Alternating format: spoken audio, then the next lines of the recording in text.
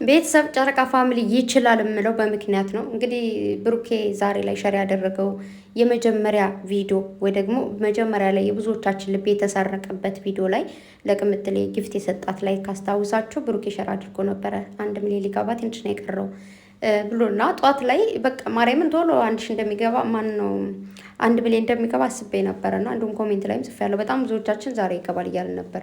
በጣም ብዙዎቻችሁ እጃችሁ ይባረክ። የምሬን ነው ምላችሁ ብዙዎቻችሁ ሸር እያደረጋችሁ ነበር እና እንግዲህ ከየሆነ ሰዓታት ነው የፈጀብን።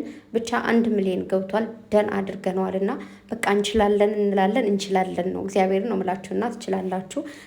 መብሩክ አሌይኩም ቅምጥሌም ቦራም ማለት ነው። በመቀጠል ደግሞ የዛሬው ቪዲዮ እጅግ በጣም ደስ የሚል በጣም አስተማሪ ብዙ ንግግሮችን ብሩክ ያደረገበት እንዲሁም ደግሞ ብቻ ደስ የሚሉ ነገሮችን ያየነበት የቅምጥሌን ውበት እዩልኝ። በቃ ሙሽራ ስትሆን ነገር እኔ ሲጀመር ብሩኬ ቁጭ ብሎ ቅምጥሌ ለብሳ ልትመጣ ነው ሲል ወይኔ ጉዴ ማን እያገዛት ነው ማለት የሆነ ሰው ያለ ነበር የመሰለኝ ምናምን። ያው ታውቃላችሁ ቤሎ ሲለብስ በጣም ሲለበስ እንትን አለው የሆነ የሚያታግል ነገር አለው እና ሰው ያስፈልጋል ስትለብሱ ምናምን የሚንከባከባችሁ ማለት ነው። እና ብቻ ግን እጅግ በጣም ደስ የሚል ነበረ።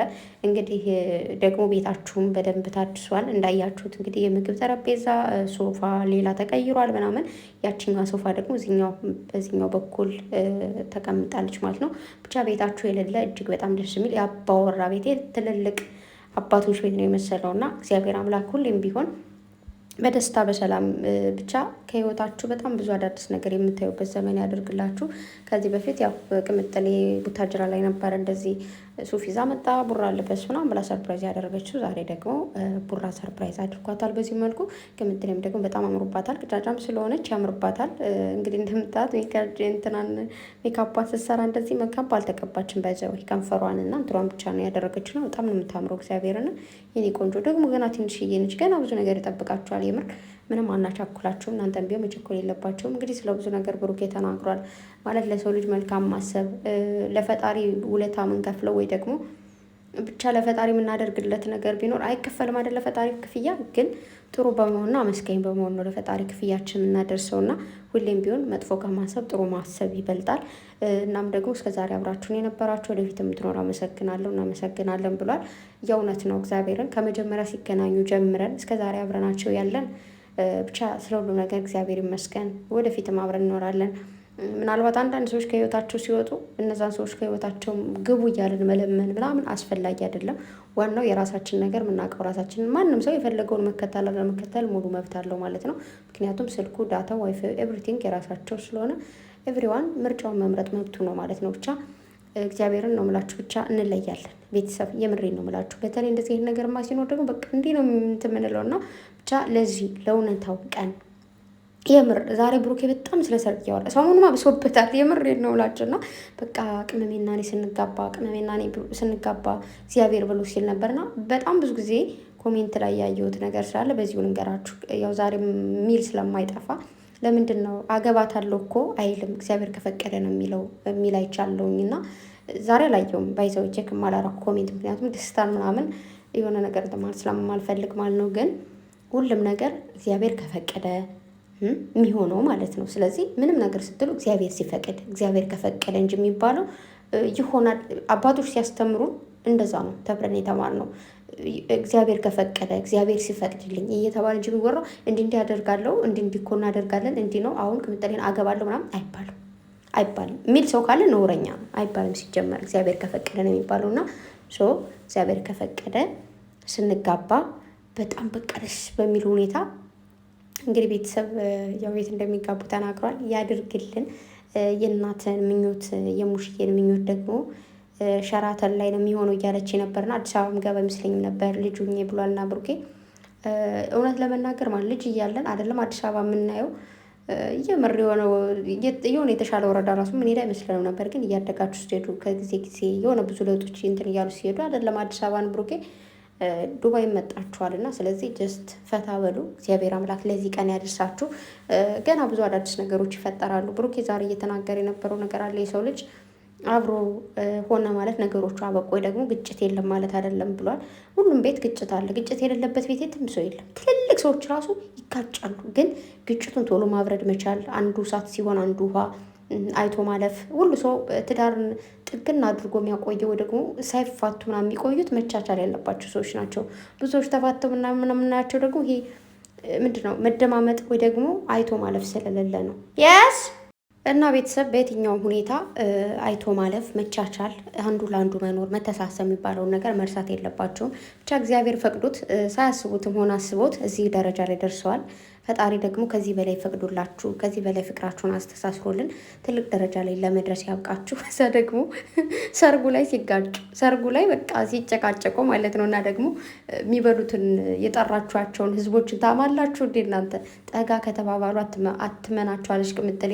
አያቸው አድርገው የሚበሉት ወይኔ የጨረሱት እኮ ይላሉ ማለት እና ሙሽራዎች እንደዚህ ይላሉ እንዴ ተባብለው ምናምን ነገር አሉ ማለት ነው። እና አንዳንዴ እንደውም ምን ይባላል እንደውም ብዙ ሰዎች ቪዲዮ ሰርተዋል ስለዚህ ስለ ሙሽሮች ምን እንደሚሉ ወይ እንዴት ነው አለቀ አላለቀ ነብሳቸው እየወጣ ማለት ነው። ማለት አስባችሁታል? ሁሉ እንግዳ ሳይመጣ የሆነ ግማሹ በልቶት ቢያልቅ በስመ አብ ወልድ ግን በጣም ከባድ ነው። እና ያው ሙሽሮችም ይደክማሉ። ብቻ ሰርግ በጣም ነው የሚያደክመው። በነገራችሁ ላይ ምን ቤቴ ሰርጉን ማዘገጃጀቱ ከማዘጋጀቱ በፊት ራሱ ገና በሀሳብ ምድክ እግዚአብሔርን ዛሬ ሴትዮዋ ምናምን ትጠራለች። ከዛ ይሄዳለሁ። ከዛ ደግሞ የሆነ ወይኔ ጉዴ ፈላ። እኔ እኮ እንደው በዚህ በደስታ ቀን ማውራት አልችልም። ምን አይነት ነገር ነው? እውነት ለመናገር ብሩኬ ማሉ መቤቴን ዝፈኑ ጨፍሮ ሲል እየጨፈርኩ ነበረ ማለት ነው። እና እስካሁን ሙዚቃ ከፍቼ ዝም ብዬ እያዳመጥኩ ነበር ስለ ሰርግ። ግን ወሳወሱኝ እኮ ጎበዝ። ምንድን ነው እኔም እንደዛ ነገር አሰብኩ። ብቻ ለማንኛውም እንደዚህ ንግስቷና ወይኔ ጉዴ እናንተ ልጆቹን እየተቆጣች እናትየዋ። እኔ ምን አገባኝ? እኔ ስንት ቀን ልቆጣቸው? እኔ ደከመኝ።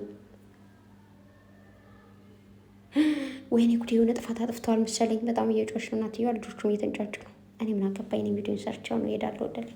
አሁን ትጠራኛለች ደግሞ ምንድን ነው ምናምን ብላ ማለት እኔ ምን አገባኝ? ቤተሰብ እንዴ እርስ በርሳቸው የሆነ ነገር ያደርጋሉ። ብታይ እነሱን መከተል እነሱ ጋር ይህን አታድርጉ ይህን አድርጉ ይህን አታድርጉ እና ላይ ዞረላችሁን የታችሁ የሆነች ነገር ያስቀመጥኳትን ወይ ደግሞ የተቀመጠ ነገር ያን ነገር ለማበላሸት ጥረታቸው ማለት ነው። ከዛ እኔ ደግሞ ያንን ነገር አታድርጉ ብዬ ለናችሁ ስናገር ብላ ዝም ትልና ከዛ በኋላ የሆነ ነገር ድምርምር ካደረጉ በኋላ መጮህ ትጀምራለች። እኔ ምን አገባኝ? የራሳቸው ጉዳይ። ብቻውን ስለምጠራ ቤተሰብ ለማንኛውም ቅምጥሌ ደግሞ ስትወርድ እንደዚህ ሜካፓን ተቀባብታ ከዛ ደግሞ እጇ እንደዚህ እያደረገች ስትወርድ ደረጃውን ከዛ ደግሞ ብሩኬ እንደዚህ ደበቅ ብላ ስታዩ ምናምን ከዛ ስትመጣለት ደግሞ እንደዚህ እንትን አድርጎ ከዛ ገለጥ አድርጎ አይቷት ግንባሯን ሲላጥ ማለት ነው። ወይኔ ጉዲ የኔ ወዶች መቤቴ እንደው ምን ልሆንላችሁ? የአባቴ አምላክ ልቤ